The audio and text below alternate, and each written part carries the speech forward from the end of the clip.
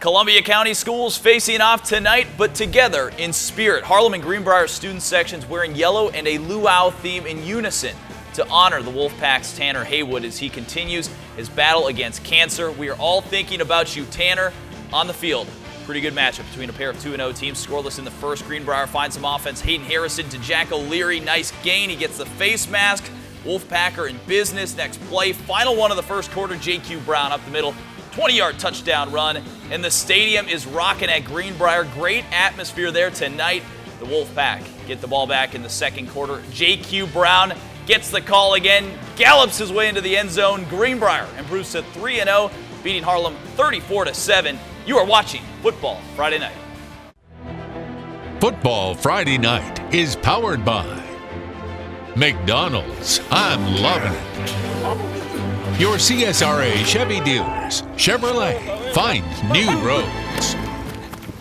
Augusta Technical College, your leader in cybersecurity programs.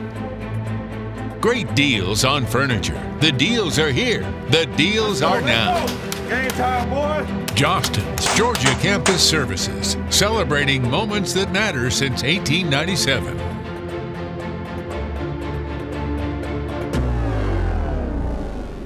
Now, the leader in local high school football coverage, WJBF Sports brings you Football Friday Night.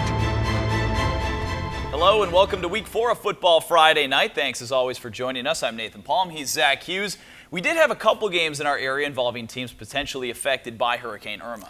Yeah, both Thompson and Augusta Prep had home games tonight that were scheduled that ended up being canceled. Yeah, an Aquinas game at Calvary Day in Savannah has been pushed back a couple weeks. Wilson-Elko played last night, and Screven County's game was also canceled. Other than that, pretty much everyone else was playing as scheduled, including Washington Wilkes playing its home opener in against an unbeaten Jefferson County squad. First quarter, Donovan Anthony hits DeAndre Lester on a quick screen, and look at him cut across the field. Can he beat him? On the near sideline, the stiff arm, he's still going before he's finally taken down deep in Jefferson County territory. Then look at this play. Anthony fakes the handoff, keeps it, the ball's popped loose, and Corey Danner, perfect place, perfect time, he picks it up and walks into the end zone. Wilkes goes up 6-0 later in the quarter. Jeffco's defense, big stop. Jacoby Walters on the pick, and Jeffco's offense would come alive as they stay undefeated with a 43-32 win. Lincoln County traveling to the upstate of South Carolina. Red Devils 1-1 on the season, playing 3-0 Abbeville. Jermaine Blackwell for Abbeville, touchdown run to tie the game at 7, and then Bryce Jacks with a nice run here. And Lincoln County played them tough for a while, but they end up falling. Final score 28-14. Well, back in the Augusta area, Glen Hill's up in Columbia County to play Evans tonight. Yeah, a much improved and unbeaten Glen Hills team that entered the night with a better record than the Knights. The Spartans off a dominating win over Cross Creek last week, but already trailing 28-6 in the second quarter. Evans' offense was pretty much unstoppable. Demekus Taylor, look at Brashawn Willis. Nice little move, avoids the tackle. Good pickup, same drive. Taylor, far side of the field, hits Dedrick Holmes in stride. Picks up some nice yak yards before he's taken down. And then Corey Watkins finishes it off. Evans led 42-6 at half. Final score 49-6 as the Knights hand the Spartans their first loss. Not far from Evans, Lakeside with a tough matchup against Burke County. The Bears ranked 9th in the state for Class 4A. Meanwhile, the Panthers still looking for their first win of the season. Fired up student section. First possession for Lakeside in the first quarter. Will Childers throws it up for Devin Galat. Nice grab on the sideline. That moves the chains, but the drive stalled for Lakeside. They were forced to punt. Later in the quarter now, still scoreless. Burke County facing third down. Chad Crumbly takes the handoff. On the jet sweep, he slips a tackle and picks up the first down. Later in the drive, it's Leon McGee on the handoff. Cuts up field, and he would dive in for an 11-yard touchdown run that put the Bears up 7-0. Burke County stays undefeated, 38-3 over Lakeside.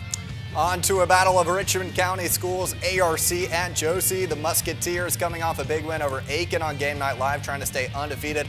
Under first-year head coach Lyle Burns, second half, ARC up 12-0. Torrey Taylor takes the handoff, spins through a tackle, and gets into the end zone. That put ARC up 18-0.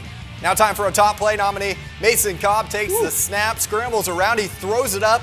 Two Josie defenders have their hands on it, but somehow ARC comes down with it, and they would eventually score on that drive. And then later in the game, off play action, Cobb hits a wide open Tiaco Gowdy for the touchdown. That made it 31-0. ARC wins 38-0 over Josie. The Musketeers undefeated under first-year head coach Lyle Burns.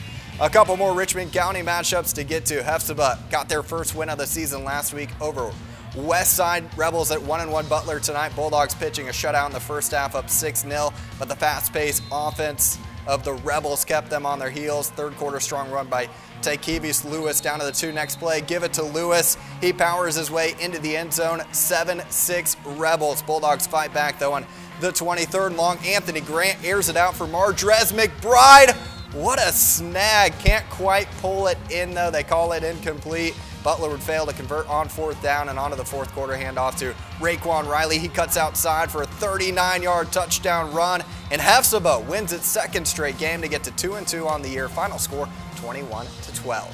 And finally, Westside looking for its first win of 2017. The Patriots on the road at Cross Creek. Razorbacks looking to bounce back as well after he lost to Glen Hills last week. The Razorbacks jump out to a 7-0 lead with an 11-yard touchdown run by Ramir Carter to the far corner. Westside would quickly answer with an 11-yard touchdown of their own. Extra point blocked, 7-6 backs. Just before halftime, Devon Hicks rolls out, pulls up like he's gonna throw, and pulls it down for the rushing touchdown. Nifty move from him. 20-yard touchdown run. Razorbacks up 14-6 after the point after. 26-20. Cross Creek edges Westside tonight.